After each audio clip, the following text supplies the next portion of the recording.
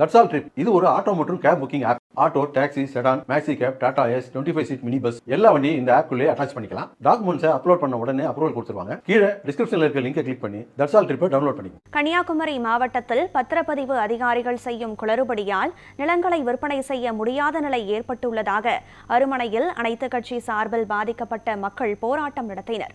இதுகுறித்து நமது செய்தியாளர் ரமேஷ்குமார் அளித்த தகவல்களை தற்போது பார்க்கலாம். கன்னியாகுமரி மாவட்டத்தில் பத்திரப்பதிவுத்துறை அதிகாரிகளின் குளறுபடியால் ஏழை எளிய மக்கள் நிலங்களை வாங்கவோ விற்கவோ முடியாத நிலை ஏற்பட்டிருப்பதாகவும் அதே போன்று அவசர தேவைக்காக நிலங்களை விற்பனை செய்ய முடியாத நிலைக்கு தள்ளப்பட்டிருப்பதாகவும் தற்பொழுது அனைத்து கட்சி சார்பில் கன்னியாகுமரி மாவட்டம் அருமனை பத்திரப்பதிவுத்துறை அலுவலகம் முன்பு போராட்டம் என்பது நடத்தி வருகின்றனர். தொடர்ச்சியாக கன்னியாகுமரி மாவட்டத்தை பொறுத்த அளவில் கடந்த சில வருடங்களாக இந்த பத்திரப்பதிவு துறையில் மிகப்பெரிய குளறுபடி ஏற்பட்டிருப்பதாகவும் தெரிவிக்கப்பட்டிருக்கிறது. நம்மோடு போராட்டத்தில் ஈடுபடும் நபர்களிடமே கேட்கலாம். சார் வணக்கம், உங்க கோரிக்கைகளை சொல்லுங்க. கன்னியாகுமரி மாவட்டம் மிக குறுகிய நிலப்பரப்பை கொண்ட மாவட்டமாகும். இந்த மாவட்டத்தில் பெரிய அளவில் நிலப்பரப்புகளை பிளாட் என்று சொல்லக்கூடிய டிடிசிபி அப்ரூவல் வாங்குவதற்கான பிளாட்டுகள் இங்கே கிடையாது.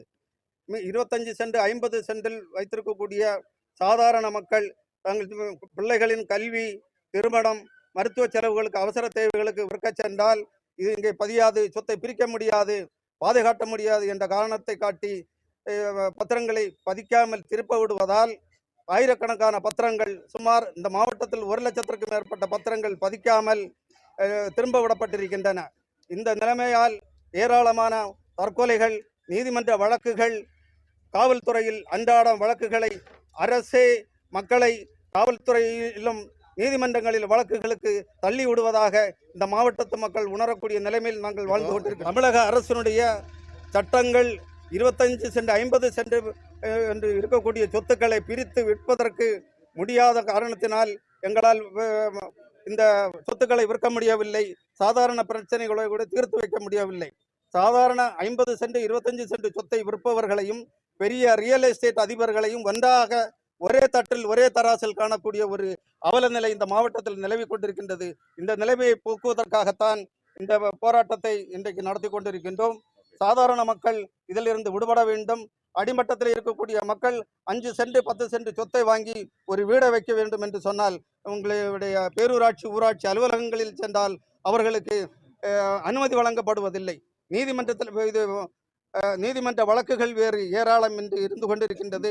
தற்கொலைகள் அதிகமாக இந்த மாவட்டத்தில் இன்றைக்கு வளருவதற்கு இந்த சொத்தை பிரித்து விற்க முடியாத அளவில் கடன் தொல்லையால் இன்றைக்கு பிரச்சனைக்கு ஆளாகி கொண்டிருக்கின்றார்கள் மக்கள். கன்னியாகுமரி மாவட்டத்தில் பல்வேறு வளர்ச்சி திட்டங்களை துவக்கி வைக்க முதல்வர் 2 நாட்கள் சுற்றுப்பயணமாக வர இருக்கும் நிலையில் தற்பொழுது அனைத்து கட்சியினர் இந்த போராட்டத்தில் ஈடுபட்டிருப்பது என்பது ஒரு மிகப்பெரிய கவனத்தை பெற்றிருப்பதாகவே பார்க்க முடிகிறது.